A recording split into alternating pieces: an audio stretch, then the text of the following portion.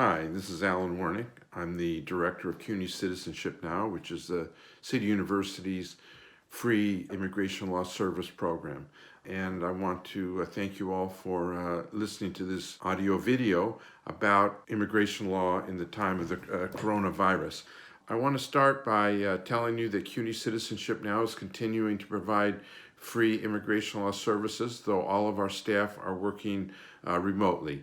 And that's under the guidance from the City University of New York and Governor Cuomo's pause declaration. But we are available to provide assistance to you. If you want help, please call us at 646-664-9400 or text us at 929-334-3784. You can get information about Citizenship Now and about immigration law and learn how to follow us on various types of social media at our website, which is cuny.edu/citizenshipnow. So I hope you'll go to our site, follow us on Twitter, and you can follow me on Twitter at A. Wernick, and that way you can keep abreast of developments and articles that I think are important, and also my column in the New York Daily News, which comes out every Monday. So this is the first of several videos of this type that we'll be doing. We did try to do one on Facebook Live. It was quite well liked, but the sound was really choppy. But we're working on that and expect more videos, Facebook Live, and other kinds of communication from us soon. Also, look for our podcast, which we hope to start in May. So let's get into talking about what's going on with immigration law in this time of the coronavirus. Of course, the latest news, as I'm speaking to you today, was that last night President Trump came out with a proclamation, an executive order regarding an immigration ban. But it's really not as impactful as we might think. First of all, it only applies to people who are outside of the United States and who are applying for immigrant visas. So it does not apply to individuals who are here in the United States who are applying to get their green cards here, which is a process we call adjustment of status. It does not apply to non-immigrants. So if you are an international student and are applying for an international student visa or fiancé visa, it would not apply to you. It does not apply, so it only applies to green card applicants, immigrant visa applicants applying for visas at U.S. consulates. Exempt from the proclamation, the executive order, are the spouse of a U.S. citizen and unmarried children under 21 of U.S. citizens. So they will be allowed to enter under the ban. Certain employment-based categories are also exempt, particularly those involved with medical care. But for most people, it's really not going to have that much of an impact. So really what it's all about, it's about targeting immigrants for the problems in the economy and problems with our healthcare system. It really is, the effect is going to be not that great. But of course, if you have a relative outside the United States, you're going to be concerned because they're going to be delayed, and of course that creates a very, very difficult situation. In any event, as I'm speaking to you now, the consulates are closed. So we don't know when they're going to open. So no one's getting a visa anyways. The immigration service is closed as well. So nobody's being interviewed for green cards or citizenship. So that's what I have to say about the Trump executive order. Now, with USCIS closed and the consulates closed, a lot of people are asking, well, should I go ahead and file my applications? Should I go ahead and file for citizenship? Yes, you should. So if you qualify for adjustment of status, you should file your application. If you have a relative abroad who you want to bring to the United States, you should file a petition. If you are qualifying for naturalization to become a U.S. citizen or to get a certificate of citizenship, you should go ahead and file those requests. USCIS has said that they will reschedule the appointments that were already sent out before the closure, and they will start scheduling new appointments once the closures end. So what you want to do is you want to get in line. You want to get in the queue. So if you want to become a U.S. citizen and you qualify, give us a call. We'll help you with your application. We'll tell you what you need to do to file it. You file your application, and then Once the USCIS starts adjudicating applications, scheduling interviews, and scheduling swearing-in ceremonies, you'll be in line to become a U.S. citizen. Now, how long is this going to last? Well, nobody really knows. The president says he's looking forward to reopening the country, but he hasn't said when he thinks the federal government operations in terms of immigration service benefits will open. And the same is true of the U.S. consulates. So we want you to give us a call. We can do a consultation. Now, some applications are a little complicated to do over the phone. In those cases, what we're going to do is we're going to help you get ready, gather all your documents, and then when our offices open up again, we'll be able to help you. For those applications that we can do over the phone, like renewing your green card, applying for employment authorization, we'll try to help you. And sometimes more complicated applications we'll be able to help you as well. So please give us a call. All our services are free, and they're available to individuals regardless of their income status, their where they live, and you do not have to be affiliated with the city university to get the service. Of course, maybe this is a good time for me to say how proud I am of the City University of New York and how proud I am to be a professor at Brew College. And I'm very impressed that a university like ours would provide this free service. We have services at 6 offices throughout New York City, and we are in more than 40 city council offices and funding from the New York City Council. By the way, I should mention that our funding comes a large part from the university. We also get funding from the Office of New Americans, and this broadcast is funded actually by the Office of New Americans. We want to thank Governor Cuomo and the New York State Legislature and the Office of New Americans and all our friends there for supporting this effort. And as I mentioned, we also get a large amount of funding from the New York City Council so that you can go to your city council office and get services there. If the case is too complicated to be handled at the office, we'll have you go to one of our 6 centers. Okay, so that's good. So let's see what else I can tell you about the situation now. For one thing, if you're unemployed, you should consider filing for naturalization now or for a green card renewal now. Why?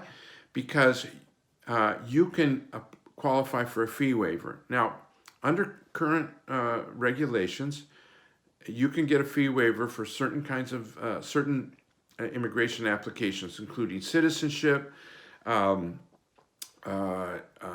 card renewals, certificates of citizenship, and several others. To get a fee waiver, to get the Immigration Service to waive your fee, you need to either show that you're receiving some form of public benefit, that your family household income is no more than 150% of the federal poverty guidelines, depending on the size of your family, or if you have an unexpected or emergency financial disruption or need. So people who are unemployed obviously are in that situation. So this now may be a better time than ever to apply for U.S. citizen. And again, if you have questions about that, about the fee waiver, or anything else dealing with immigration, you give us a call. We'll set you up for a consultation. Okay, let me just see what else we have here. Another thing that's important to note is that if you're renewing your employment authorization document, that's Form I-765, Immigration Service is going to adjudicate those requests without your having to go in for what they call the biometrics appointment, which is where you get your fingerprints checked and you have a photograph taken. They will use your old photograph, so that's pretty cool. Also, if you have many deadlines have been extended, so if you received what they call a request for evidence or a notice of intent to deny, that means the Immigration Service either wants some documents from you or they're telling you that they're intending to deny your application, and is dated between March 1st and May 1st, you will have an additional period of time of 60 days to file your response to that request. Now, some people got the notices before that, but because of the interruption caused by the coronavirus, either with their attorneys or some other reason, they haven't been able to file on time. What I suggest you do is you write a letter to the Immigration Service within the time with a copy of the RFE or the notice of intent to deny with an explanation about why you can't file on time. Because it's very, very difficult. People can't reach their lawyers, they can't get stuff copied, they can't get certain documents or proof that they need. I want to tell you that regarding renewals and extensions of stay, like let's say you came as a visitor's visa, there's been no general guidelines of giving you an automatic extension.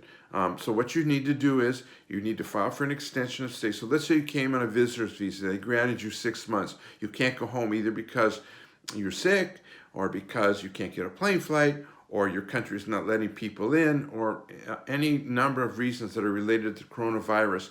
You should include an affidavit, a statement from, or a sworn statement, or at least a statement signed by you explaining why you can't go home and any proof that you have. And then just go ahead and file the extension request. And I'm hoping, I don't know, but I'm hoping that the Immigration Service should be very generous with these extension requests. Now, I know the Immigration Service checks me out. They read my column. You should be generous with these extensions. It's not fair to deny people extensions and make them turn to be undocumented during this crisis. I also want to tell you that the USCIS has said that if you get any kind of benefit that relates to the coronavirus, like health care or some kind of financial assistance, it's not going to count against you when you go to get a green card. Many of you know that in the last few months, the Immigration Service has changed the rules for how to show that when you go to get your green card, you're not going to be a public charge. Well, the new rules are very, very difficult. You should definitely get help from an attorney or other immigration law expert with your application for permanent residence because of that new rule. But for sure, any benefit that you got having to do with coronavirus care or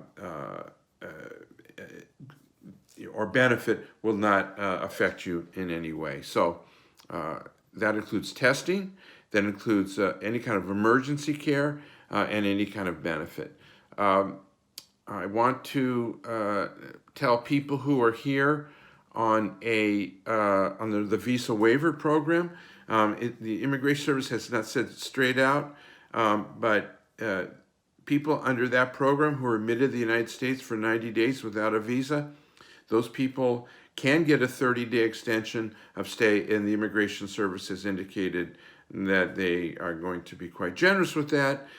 You should go to the USCIS.gov website and check that out.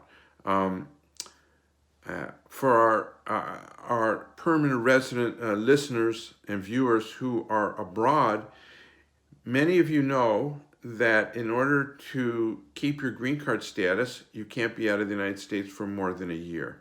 And if you're out for more than 6 months, sometimes immigration will question whether you were abandoned your U.S. residence. Of course, if you have what's called a re-entry permit for 2 years, that's different. You can stay up for up to 2 years without losing your permanent residence. But I've gotten a lot of inquiries from people who are abroad, and there's no way they're going to be able to get back within the year or within the 6 months that they had hoped to do so when they left the United States. I expect the Immigration Service and the consulates to be very generous in interpreting the rules. After all, the law is very clear that if you did not abandon your residence, you have a right to come back to the United States. The issue is not how long you were out. I've had people who were out for 5 or 6 years because they were ill and they couldn't travel back. You have a right to come back to the United States so long as you did not abandon your residence here.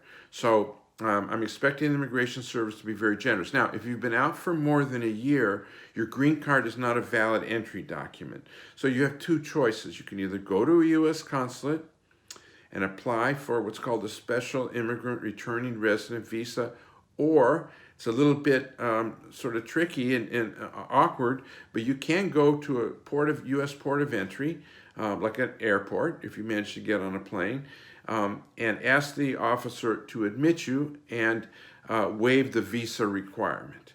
I'm expecting after this crisis is over that again the Customs and Border Patrol will be very generous. And when I say generous, in a way, it's generous to themselves as well, because if you want to enter the United States after you've been out of the United States for more than a year and you're a green card holder, you have a right to a hearing. And I expect most judges are going to be forced to, by the law, to grant you the right to continue to live in the United States as a permanent resident. I want to talk a little bit, and I'm going to answer some questions, by the way, that have been sent to us at the end of this video. I want to talk about DACA, and then I'm going to say a few words in Spanish and then get to the questions. Regarding DACA, the Supreme Court, every Monday and Thursday, I keep getting these on my Twitter feed. Oh, the Supreme Court didn't rule today. Well, they could rule on Monday. They could rule Thursday. Yes. So then, people are writing to me. Well, could they rule Thursday? Could they? Yes, they could. Supreme Court issues its decisions on Mondays and on Thursdays. So any Monday or Thursday between now and June, the U.S. Supreme Court could issue a decision on DACA. Will they? My guess is, and based on my conversations with other lawyers and conversations with experts in the field, is that we will be hearing about DACA in June. How's it going to go? Well, most of the experts say that the Supreme Court is going to rule in favor of the Trump and will end DACA. But we don't know for sure. And this crisis has certainly brought to the fore the fact that, there's more than 27,000, maybe 30,000 people with DACA who are working in the healthcare industry. Something needs to be done to keep these people here. But in one way or another, we're expecting a decision between now and June. We don't know for sure exactly when that's going to come.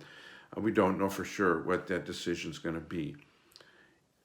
We are advising anyone who has DACA that will expire in a year or less to file for renewal. And some people are applying even when they have 18 months left on their DACA. Why is that?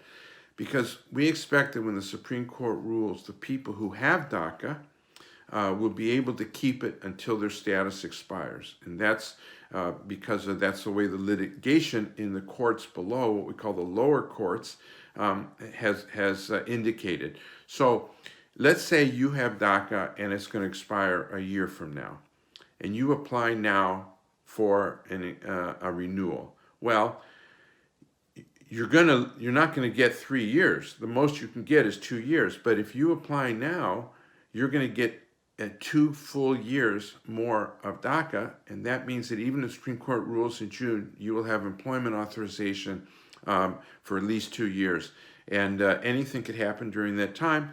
We could have a new administration in Washington. We could have federal legislation. There are a lot of ways that people with DACA can be protected, and let's hope that they are. So we're encouraging people to apply. And again, you contact us, and I'll read the numbers again at the end of the video.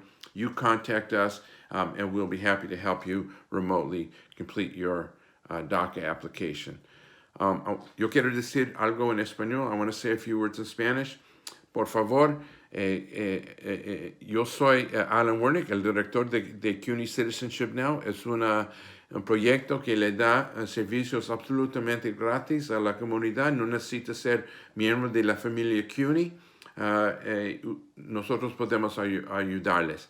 Llámanos, por favor, a 646-664-9400 o mándanos un text a 929-334-3784 y nosotros podemos ayudarles.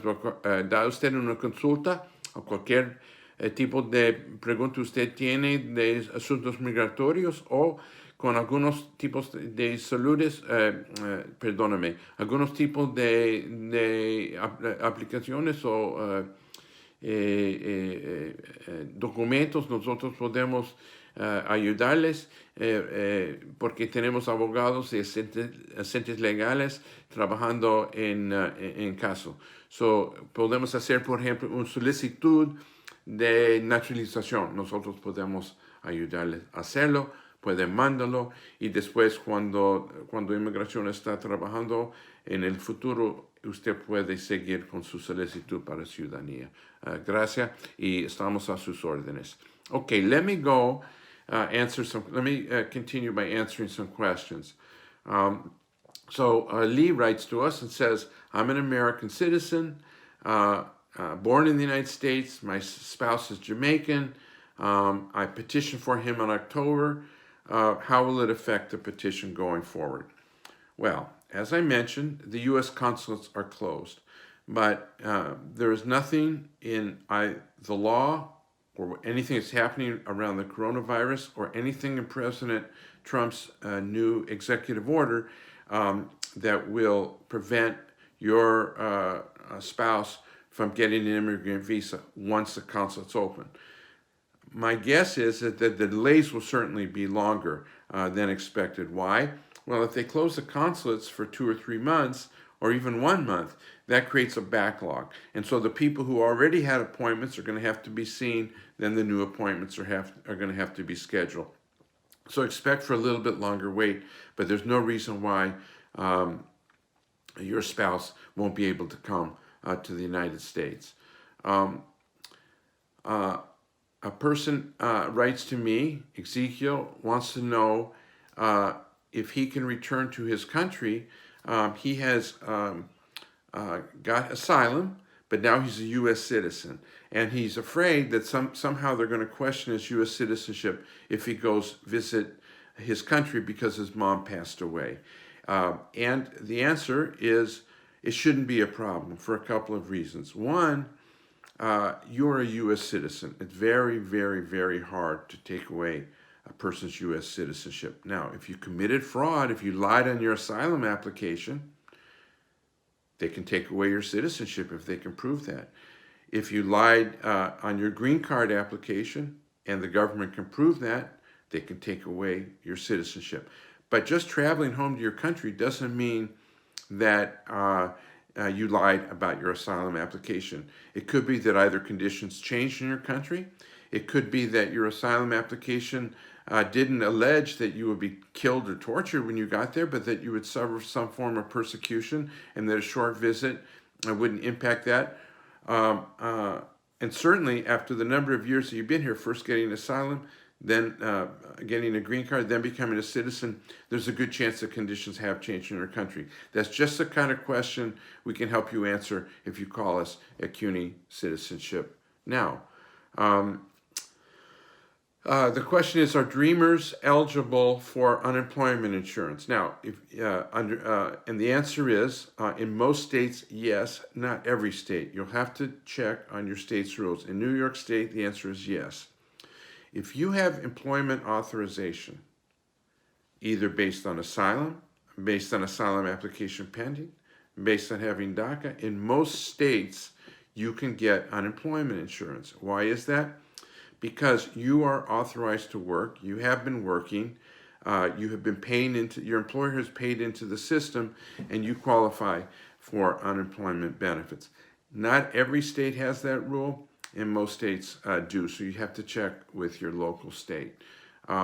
You are not eligible, however, for the stimulus checks. Only people who are permanent residents who do not have a person in their household who is filed with an ITIN number qualify for that particular benefit. Again, if you have questions about it, give us a call and we'll answer it the best we can. Again, the person wrote into us asking, do you have to wait to file petitions? No, you should file them now. What about if you get a federal stimulus payment and you're applying for a green card and you're for some reason you're in a category that qualifies for that benefit, or you want to go to become a U.S. citizen, or you have DACA, let's say, and you get unemployment insurance? Getting a stimulus check, getting unemployment insurance, does not make you a public charge, because these are benefits that you qualify for by virtue of having worked in the United States. Or sometimes it's because you're receiving Social Security, retirement, or other kinds of benefits. But for sure, getting these stimulus benefits, getting unemployment benefits, they do not make you a public charge. Let's see, I want to answer one or two more questions, and I want to tell you how to keep, remind you again how to keep track of us. A person who is applying for adjustment of status, who is in the language school, F1 status, wants to know, he's already applied for a green card, adjustment of status. He wants to know whether he needs to stay in school. Well, it depends on how he qualifies for permanent residence. But if you qualify for permanent residence based on being an immediate relative of a U.S. citizen, that is a spouse, the parent of a 21-year-old U.S. citizen, or an unmarried child of a U.S. citizen under the age of 21, you will not be penalized for falling out of status, for working without authorization. Those things do not count against immediate relatives. In some other categories, they may. If you have questions about us, give us a call. And I want to repeat that contact information, and so that you can get back to us. The phone number is 646-664-9400. The text is 929-334-3784. Contact us. Also, by visiting our website, you can get information on how to contact us. You can get information on a whole lot of issues that you might be concerned of, like how to become a U.S. citizen, how to prepare for the naturalization interview. There are organizations providing citizenship naturalization test practice online remotely, so you might want to check that out. Our website is cuny.edu/citizenship now, and please follow me on Twitter at AWERNICK. That's all for now. I look forward to talking to you again soon. Bye-bye. Stay safe and wash your hands.